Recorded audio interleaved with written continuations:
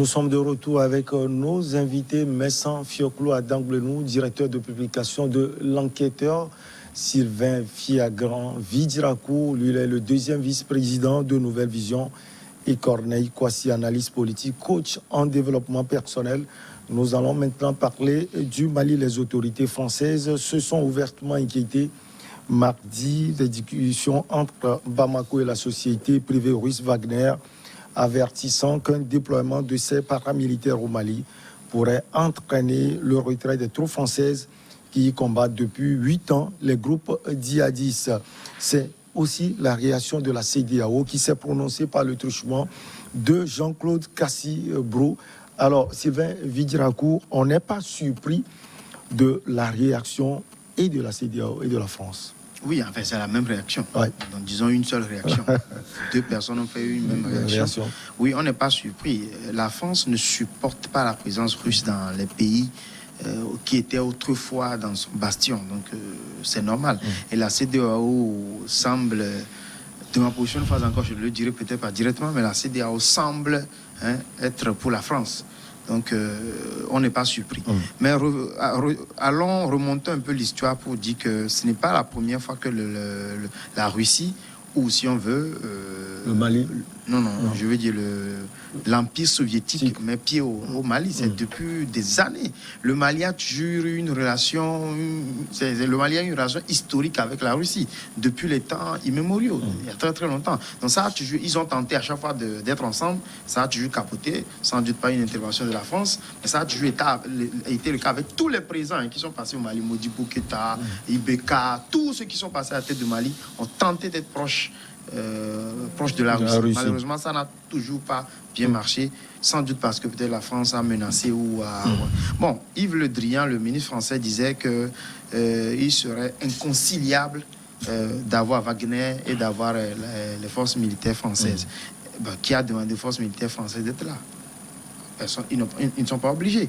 La preuve, c'est des millions, voire des milliards d'euros qu'ils dépensent en restant au Mali. Donc, ils doivent forcément gagner quelque chose pour y rester. Et pourquoi les autorités maliennes ne leur demandent pas de partir, Sylvain Vidirakou? Ça, je ne sais pas. Je ne suis pas autorité malienne, alors je ne sais pas. Une chose est sûre, c'est que la France gagne en restant au Mali, parce que la France dépense.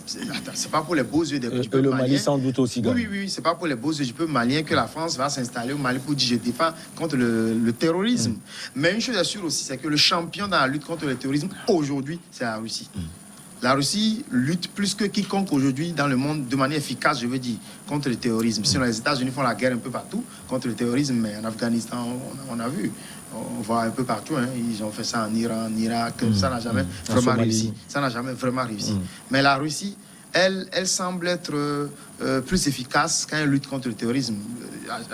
Chaque fois où il y a la Russie, les terroristes n'y vont pas. Alors, les terroristes sont plus attirés vers là où il y a les États-Unis, la France, l'Allemagne, la Grande-Bretagne, je veux dire l'Occident, et ne sont pas intéressés par là où il y a la Russie. Alors, je me dis que le Mali qui est en proie aux attaques terroristes gagnerait sans doute à être plus proche de la Russie que de la France. C'est une question de... C'est pragmatique. C'est une question donc de sens.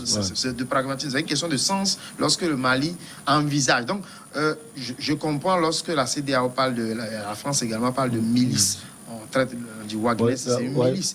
J'allais poser cette question. Finalement, ce n'est pas avec la Russie, puisque Poutine même ne reconnaît pas ce groupe Wagner. Non, selon les renseignements que les Français ont eu, c'est sans doute vrai.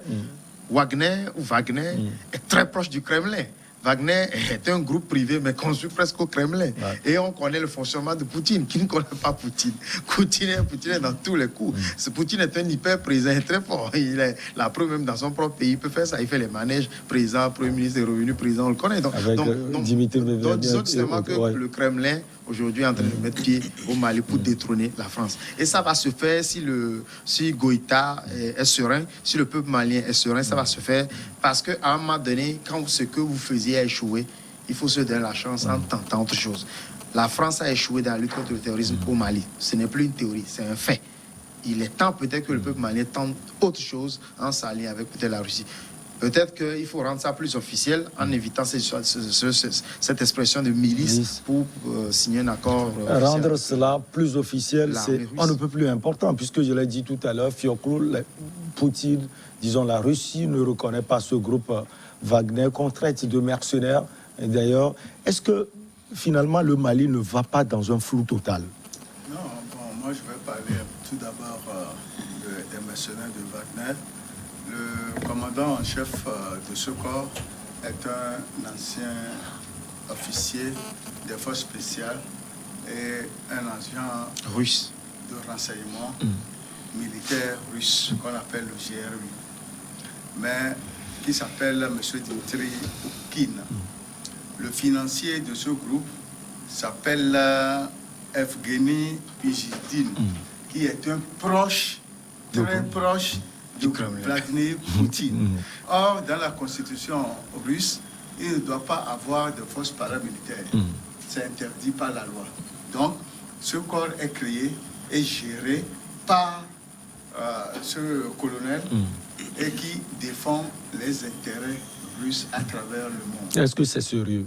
Ce n'est pas sérieux, mais Poutine, quand il a pris le pouvoir, a voulu réorganiser la Russie en lui donnant les forces d'antan au temps de l'Union soviétique. C'est pourquoi ne pas la réorganiser directement. C'est ça le flou dont je parlais. Non, il y a pas, je t'ai dit tout à l'heure que la constitution russe interdit la formation, une formation paramilitaire.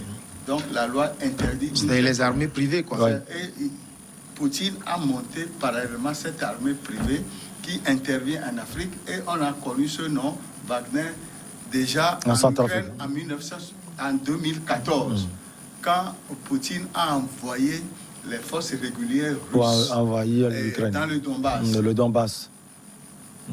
Et les éléments de forces régulières russes ont été tués. Leurs femmes réclamaient leur mari. Ils ont eu de la peine à leur déclarer qu'ils sont morts au front en Ukraine. Pour éviter que ça continue, ce corps est créé et ils sont venus en appui aux éléments dissidents de l'Ukraine en 2014 et ça a pris du coup.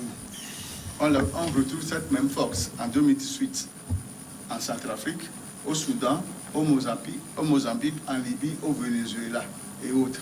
Là où la Russie met ses pieds, ce ne sont pas les forces régulières russes qui sont là, mais ce groupe de mercenaires sous le parapluie de Poutine. Ce qui veut dire qu'aujourd'hui, cette force est traînée devant les Nations Unies pour violation des droits de l'homme en Centrafrique.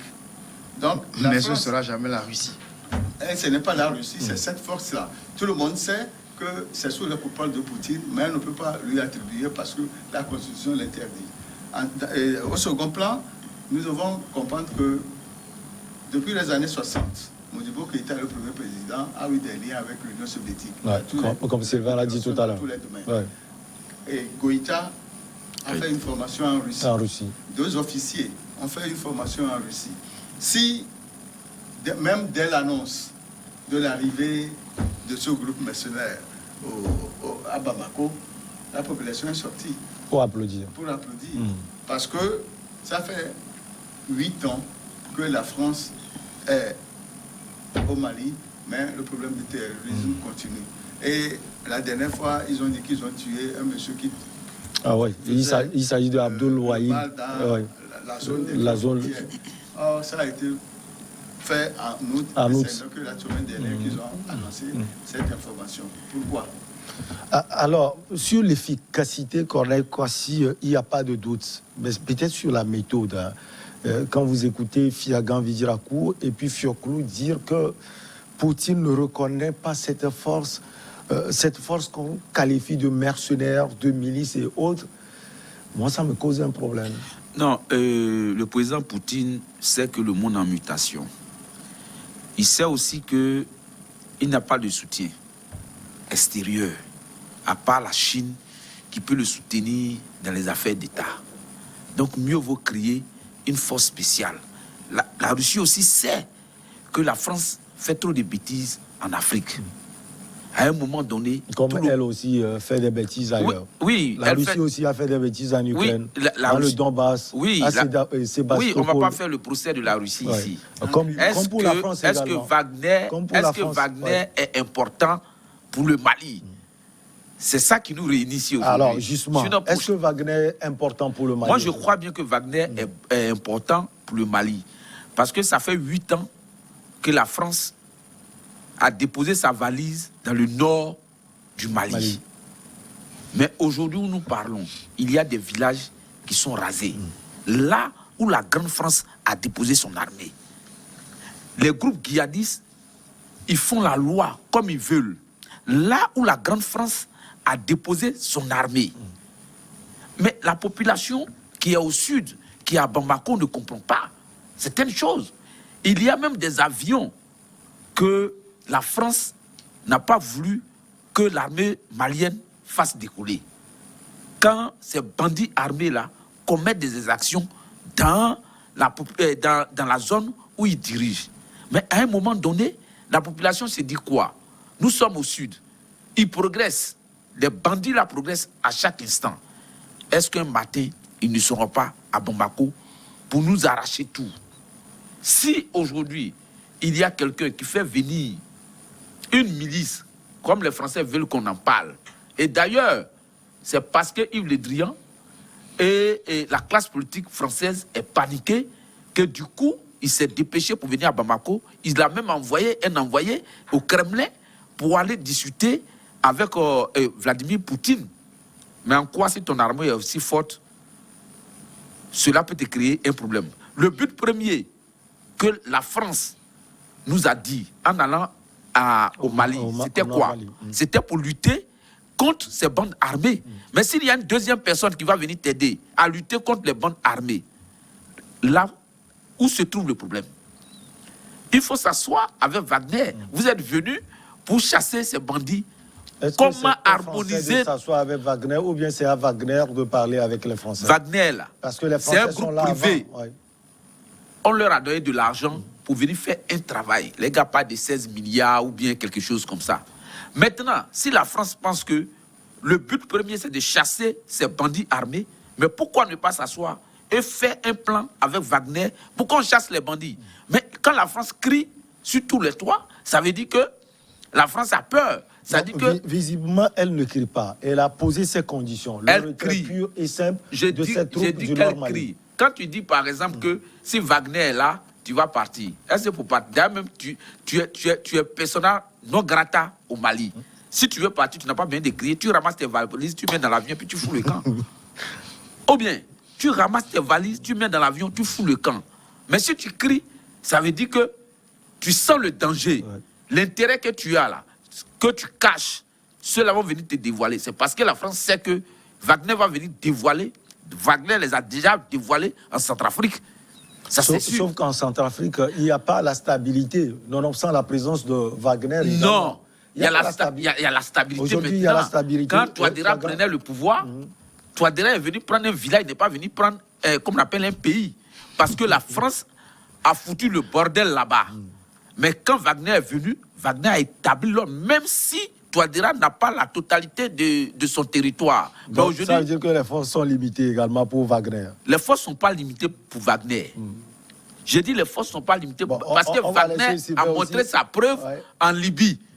Je dis en Libye, en Syrie. Ils ont laissé leurs plumes là-bas.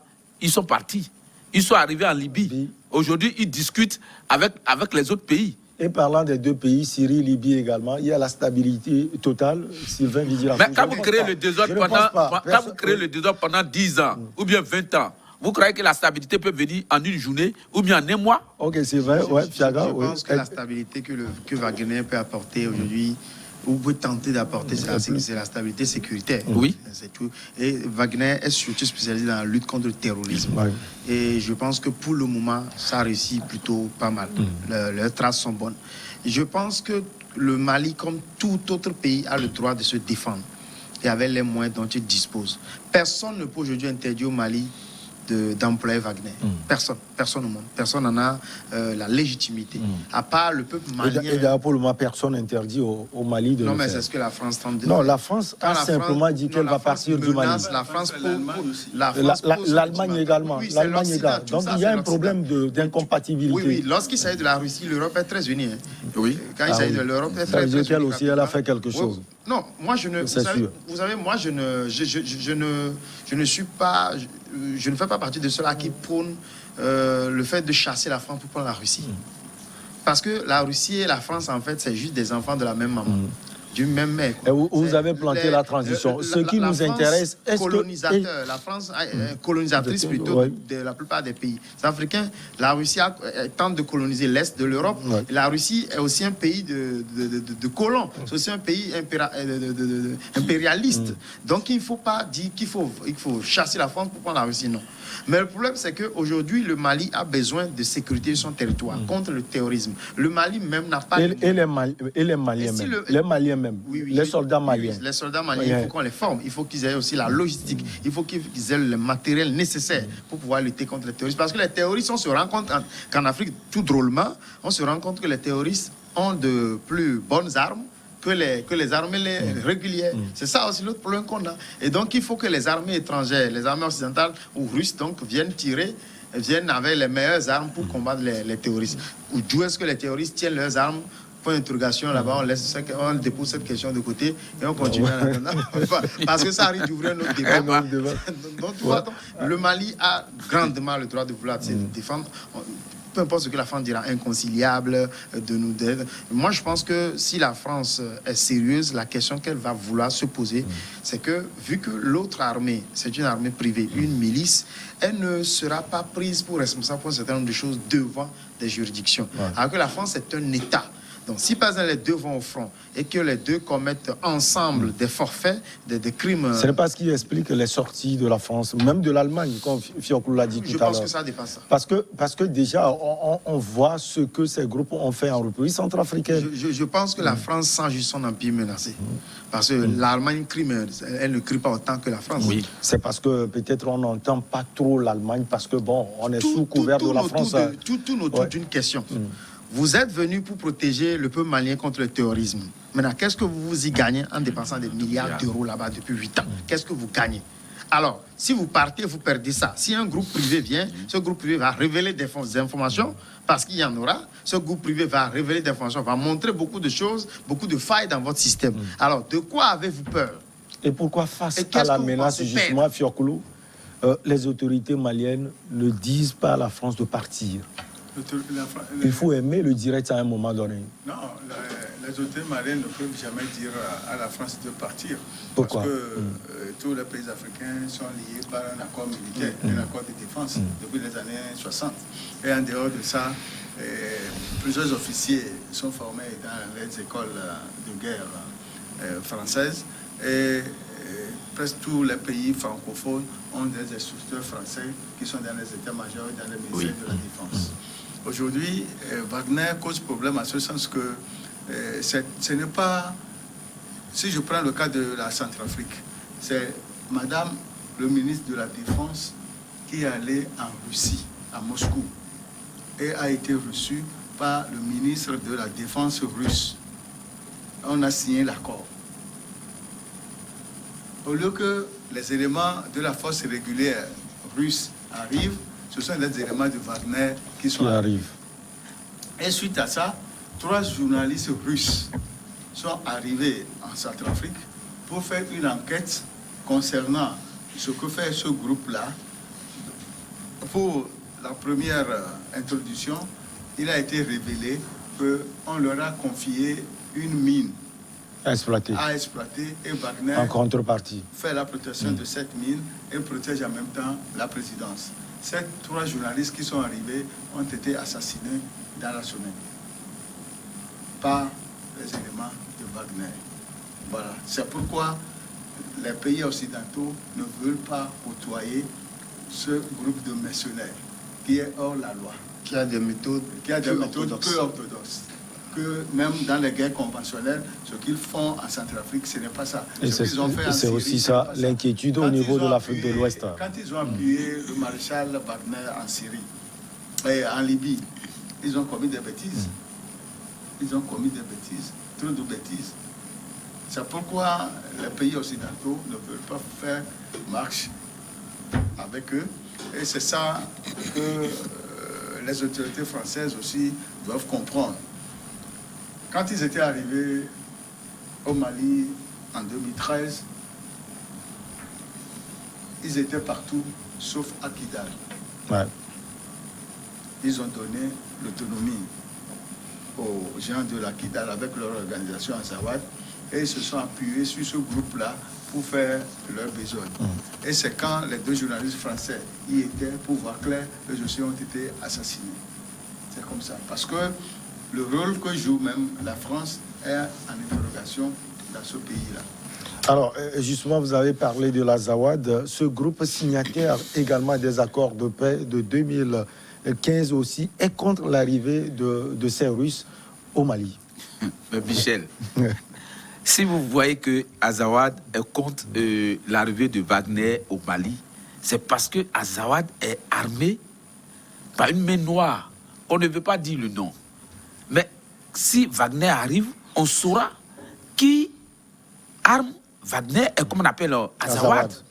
Mais on vous dit que dans toute cette zone-là, il n'y a plus de village. Ils ont chassé les gens de leur village, ils ont rasé les villages parce qu'en dessous de ces villages, il y a des mines d'or. En dessous de ces villages, il y a des minéraux. Que Azawad, comment une milice qui se trouve dans le désert pendant des années, elle se nourrit comment? Elle forme les gens, ses troupes comment? Elle trouve les armes où? Mais la France ne nous a jamais dit où ces gens-là trouvent les armes. Et ce qui est curieux, quand vous attendez souvent sur les médias européens, on dit même le nom du chef. Quand est-ce qu'il est né? Comment on n'arrive pas à aller dans cette zone, mais vous connaissez les gens, vous les connaissez à fond. Ça veut dire que l'Afrique, on est faible. Sinon, c'est pas parce que nous, on ne sait pas. On sait. Mais si aujourd'hui, on a eu quelqu'un pour venir nous défendre, on n'a pas dit que Wagner est mieux que la France, mais la France, là, elle nous fait trop de tort. Cette France-là, elle a trop d'interrogations sur elle. Sinon, quand elle vient à Kidal pour venir s'installer avec au moins 5-6 000 hommes, c'est des milliards que la France dépense par jour. Pour les beaux yeux des Maliens, des gens qui vivent dans le froid vont quitter le froid pour venir à 50 degrés s'ils n'ont pas les intérêts. Donc si Azawad se plaint, c'est parce que Azawad, France, c'est la même chose. Et Azawad fait une proposition, il faut véritablement reconstituer l'armée malienne pour qu'elle puisse faire face aux djihadistes. Reconstituer l'armée malienne par la France. Ouais. Bon, il n'a pas précisé. Non, mais c'est ça. C'est ce que ça veut dire. L'armée malienne par la France. Ouais. Parce que la France qui avait déjà constitué l'armée, c'est elle qui avait formé cette armée et on va la reconstituer avec toujours l'aide de la France en dégageant. Et ce n'est pas une mauvaise chose. Non, former l'armée malienne, c'est une bonne chose. Je pense je pense que tous les États doivent avoir une armée digne, fière, une armée républicaine, une armée qui peut les défendre. C'est aussi là l'enjeu dans un État. Et surtout une armée qui n'est pas spécialiste dans les coups d'État et qui reste à Kati. Parce que c'est l'impression qu'on a au Mali. Ah oui, c'est l'impression qu'on a au Mali. Je parlais de tous les États en tout cas. En tout cas, ok, allons-y. Il faut avoir une armée fière, digne, républicaine, c'est extrêmement important pour que les armées soient républicaines. Donc, si l'armée, effectivement, pour le moment, l'armée malienne n'a pas vraiment les moyens comme il faut, elle n'est pas. D'abord, c'est d'ailleurs le même problème que toutes nos armées ont en Afrique, à part quelques rares qui sont comme l'armée égyptienne qui est vraiment au niveau. Nos armées ont des problèmes d'équipement, problèmes logistiques, problèmes de stratégie, problèmes de matériel, problèmes de formation. Elles en ont. Nos armées souffrent. Donc, si aujourd'hui Wagner va au Mali, comme il vient de le dire, ce n'est pas qu'on est en train de dire que Wagner est mieux que la France. Je l'avais déjà dit, la Russie et la France, c'est des enfants de la même mère. Les méthodes sont parfois même les mêmes. Ces deux pays-là, parfois. Les mêmes couleurs. Oui, les mêmes couleurs, effectivement. Rouge, bleu, blanc. Sauf la faucille qui... oui, tu vois, donc les méthodes même sont parfois les mêmes. Wagner étant encore privé, ne respectera même pas un certain nombre de lois. Donc Wagner pourrait même devenir plus dangereux que la France. Mais pour des besoins sécuritaires aujourd'hui, le Mali a jugé bon de recruter Wagner. Donc, ce qui serait mieux, ce qui serait préférable ce qui serait même idéal pour le Mali, c'est de reconstruire son armée proprement, de former son armée proprement pour que l'armée même, en chassant bien sûr la France et tout ça, pour que l'armée même prenne en charge la sécurité de leur maison. C'est-à-dire de leur Mali qui est leur maison commune. C'est ça même qui serait l'idéal. C'est ça qui serait bien. Mais est-ce qu'aujourd'hui le Mali en a les moyens? Il faut commencer quelque part. Ouais. Et si ce quelque part là signifie pour le Mali de chasser d'abord la France pour avoir Wagner, ou d'avoir Wagner que la France même déguépisse, la France déguépisse d'elle-même, au moins ça laissera un certain nombre de choses. Parce que jusqu'alors, personne ne sait concrètement ce que la France gagne en restant au Mali. Et je pense que les peuples africains ont besoin de savoir. On a vu une partie des accords entre Wagner et le Mali, c'est plus clair. Mais grâce à la France, plus clair, grâce à la France. Parce que si ce n'était pas que la France protestait elle n'a pas pu montrer son accord. Non, elle montre pour les autres. Oui. Voilà, c'est juste à des fins stratégiques. C'est pour qu'on puisse crier, voilà, Wagner va prendre ci, va prendre ça. Mais qui connaît vraiment l'accord, la contrepartie de la France dans cette histoire? Allez, on va parler aussi du Togo. L'état d'urgence sanitaire perdure, la vaccination carbure. Oui, l'état d'urgence au Togo a été prolongé de 12 mois. D'un Fioclo, vous avez vécu cela et commenté dans les journaux. Quel est l'impact de cela sur la vie des Togolais? Non, l'état sanitaire, c'est que ces derniers, à partir de juin, à ce mois de septembre, il y a eu une augmentation considérable des contaminations, des cas positifs, etc. C'est ça qui a obligé le gouvernement à demander à l'Assemblée nationale une prolongation. L'Assemblée a voté pour 12 mois afin de permettre au gouvernement et aux structures sanitaires de mieux cadrer la contamination. Et compte tenu du communiqué du 9 septembre, en 7 points, qui a demandé que les bars, les églises et autres là soient fermés, et l'appel qui a été lancé pour que les gens aillent se faire vacciner. L'accès au bâtiment public est subordonné à la présentation des cartes de vaccination a été un motif pour booster la population à aller se faire vacciner. C'est ainsi que du lundi à ce vendredi, les vaccinodromes ont connu une très bonne... Et vous avez constaté de l'affluence. Qui est une bonne chose. Qu'est-ce qui a poussé à cette affluence? C'est le fait que dans ce communiqué, un point dit que sans la présentation de la carte de vaccination, vous n'aurez plus accès au bâtiment public. C'est ça qui a occasionné cela. Et ça a été ressenti. La population a compris qu'effectivement, il faut se faire vacciner pour se protéger. Parce que si tu t'es fait vacciner et que tes voisins ne l'ont pas fait, vous êtes dans le même temps. À Nouvelle Vision, vous avez pris acte de la prolongation de l'état d'urgence?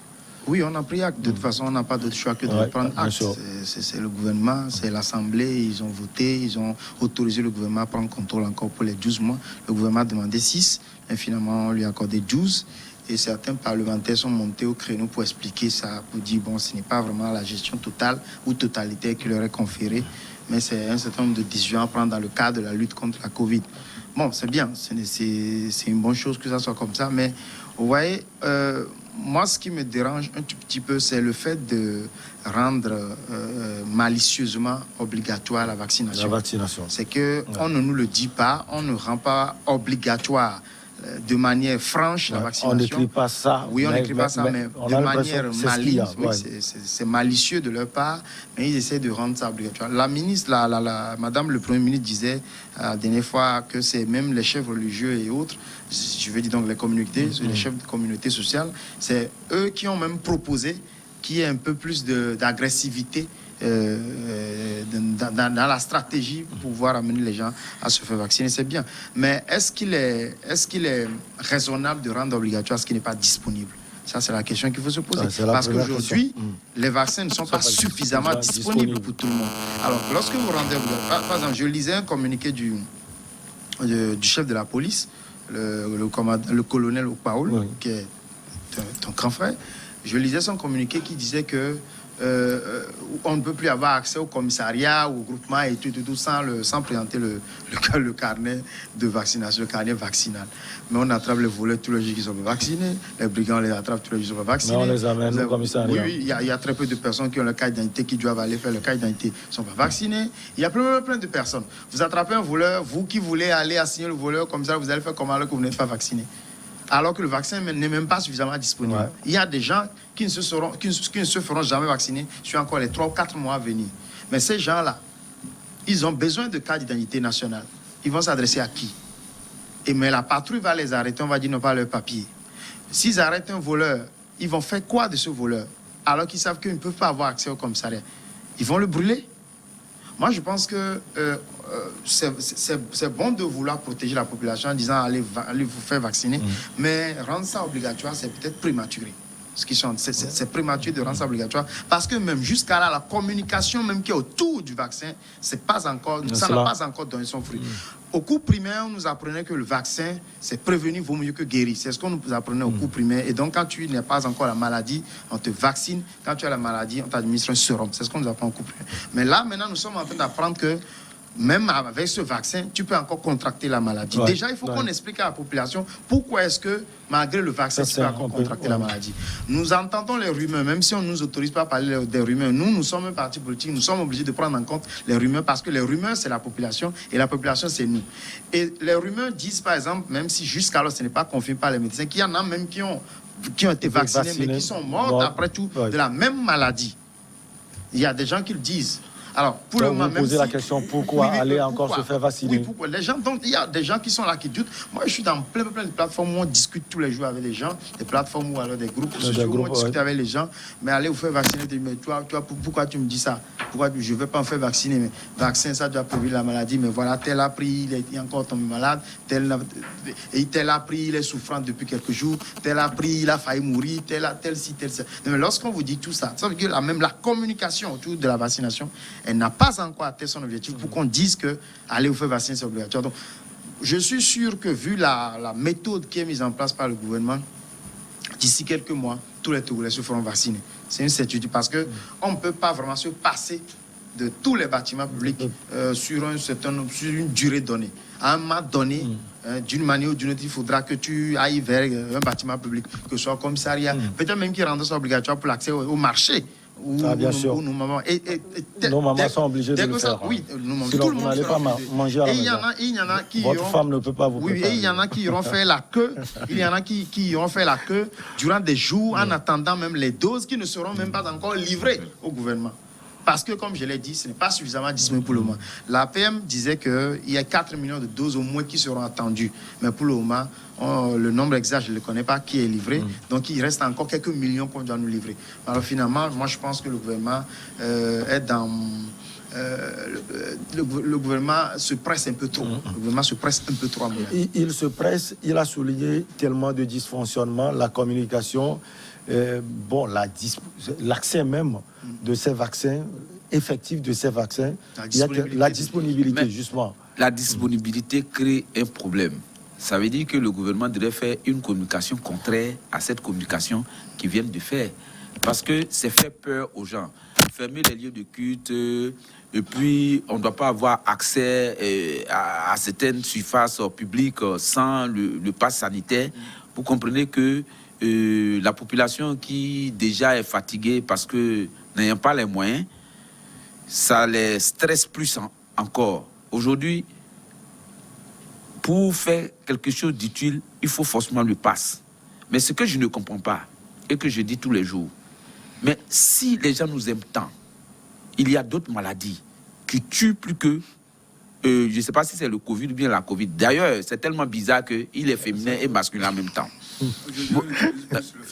On utilise plus vous comprenez? Pour nous qui voyageons, on nous fait payer les tests Covid. Mais normalement, les tests Covid là, on devrait le faire peut-être chaque semaine, sans payer, pour qu'on sache réellement combien de personnes ont le Covid. Surtout que quand tu es détecté, on peut te guérir plus facilement. Mais on ne le fait pas, on fait peur à la population. C'est ce que mon co-panéliste disait. Telles que les mesures sont prises, dans 6 mois, tous les Togolais seront vaccinés. Mais je dis, nos autorités, je ne parle même pas des autorités togolaises seulement, mais je parle des autorités africaines qui suivent les Occidentaux sans réfléchir, sans regarder dans le rétroviseur. Est-ce que cela... Est-ce que vous dit qu'elles ne réfléchissent pas? Non. Est-ce que cela ne va pas les rattraper? C'est pas trop fort. Est-ce que cela ne va pas les rattraper dans 10 ans et dans 20 ans? Parce que la maladie, elle existe, on ne dit pas non. Mais on ne sent pas cet effet de maladie dans la population africaine. D'ailleurs, quand la maladie a commencé, le directeur de l'OMS est venu pour nous dire que dès que la maladie va arriver en Afrique, la maladie va décimer 90% des Africains. À sa grande surprise, 20% sont même pas morts. Mais c'était la meilleure occasion pour les Africains pour se libérer des codes de ces Occidentaux, de l'OMS. Il faut qu'on vienne s'asseoir pour que les gens nous expliquent certaines choses. Parce que c'est ce que le frère disait. Quand on était à l'école primaire, on dit quand on te vaccine, tu ne peux plus attraper la maladie. Mais cette fois-ci, quand on te vaccine, tu attrapes la maladie, tel qu'on nous explique sur les réseaux sociaux. Il y a des médecins qui sortent. Je dis, si Didier Raoult, qui est un excellent professeur de médecine, il est le président du comité scientifique de la France, a eu à dire certaines choses sur cette maladie. Et d'autres scientifiques continuent de parler de ça. Mais pourquoi nos autorités ne s'asseyent pas pour mieux écouter et poser des questions? Qu'est-ce qui se cache derrière le Covid? Et puis les gens ne peuvent pas faire une communication claire et tout est flou. Fioclou Messanda, d'Anglenou, qu'est-ce qui se cache? Comme il a dit, quelque chose se cache? Moi, je pense que rien ne se cache. Pourquoi il n'y a pas une communication claire? Il y a le gouvernement qui a un comité scientifique qui décide avec la coordination nationale de gestion de la riposte, présidé par le colonel Djibril. Et en plus, un comité qui décide. La semaine dernière, avant que le communiqué ne sorte, il y a eu une réunion à la primature. C'est au cours de cette réunion que le communiqué a été rendu public et que la semaine qui a suivi, il y a eu les Africains dans le vaccinodrome. Un gouvernement ne peut jamais accepter que sa population soit tuée n'importe comment. Ça, personne ne dit cela, sauf que avec le peu tout le monde demande une communication claire autour de la chose. Le Covid-19 et qui est envoyé au CHR de Lomé, à Kégué, est pris en charge. L'oxygène, les médicaments, tout et tout, ils ne dépensent même pas un franc, tout est pris en charge. On dit que c'est cher également. C'est très cher. Non seulement vous parlez de la disponibilité des doses. Quand on prend une dose aujourd'hui, on ne prend pas ça le deuxième jour. On prend ça peut-être 21, 30 jours après. Ce qui veut dire que le gouvernement sait, et seul le gouvernement sait le programme qu'il fait pour la commande des doses. Aujourd'hui, moi, je ne peux pas parler de rupture de stock. Puisque ces derniers jours, il y avait eu beaucoup d'arrivées de médicaments et de vaccins. Et dans les vaccinodromes, depuis mardi, il y a les affluences qui sont là. Le gouvernement, avec le peu de moyens dont il dispose, fait le nécessaire. Les vaccins que le Togo a déjà eu, on a toujours cela. Il n'y a pas de périmé.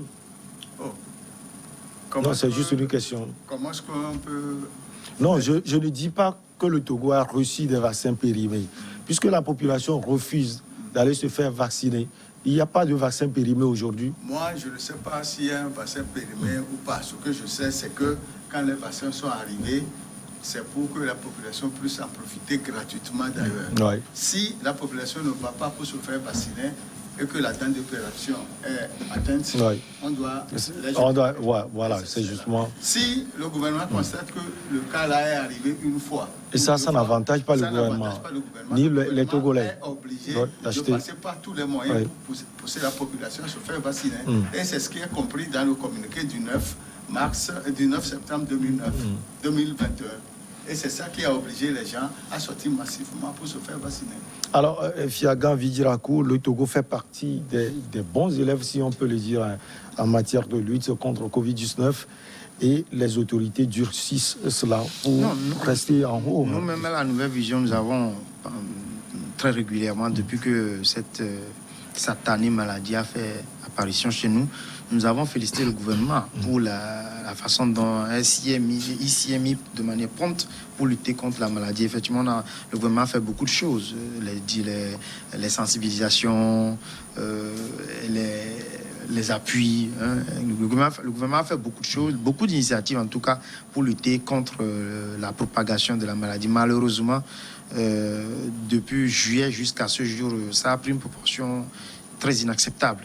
Donc ça explique que le gouvernement se lève et cherche des voies et moyens pour pouvoir contourner, pour pouvoir limiter très vite cette propagation. Ça explique cela. Mais nous, même si nous saluons ce que le gouvernement fait, nous estimons que le gouvernement fait des efforts.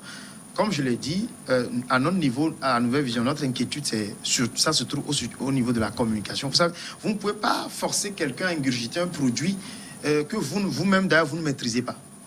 C'est que pour le moment, les médecins qui sont là, le conseil scientifique est là, qui a sans doute fait des études, des recherches sur le produit, sur les vaccins, et qui certifie aujourd'hui que c'est bien, il faut les prendre.